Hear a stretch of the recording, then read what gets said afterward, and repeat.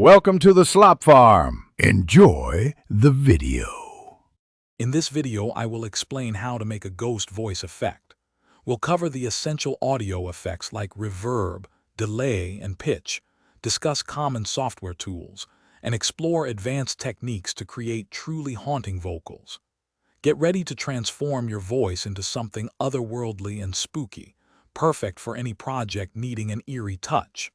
Let's dive in and make some spectral sounds. To achieve that classic ghost sound, start with reverb. This adds space and decay, making the voice feel distant. Next, adjust the pitch. Lowering it slightly often creates a more menacing tone, while raising it can sound more ethereal. Delay adds a repeating echo, enhancing the haunting quality. Finally, use equalization to shape the tone, perhaps cutting some mid-range frequencies. You'll need a digital audio workstation, or DAW, like Audacity or GarageBand. Begin by recording your original vocal track as cleanly as possible. Then, apply your effects in a sensible order, usually starting with pitch, then reverb and delay. Don't forget to mix your newly created ghost voice with any other audio elements, ensuring it sits well within your overall soundscape.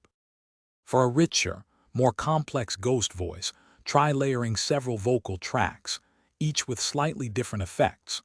Automate parameters like reverb decay or pitch shifts to make the voice evolve and move. A touch of subtle distortion can add a grittier, more menacing edge.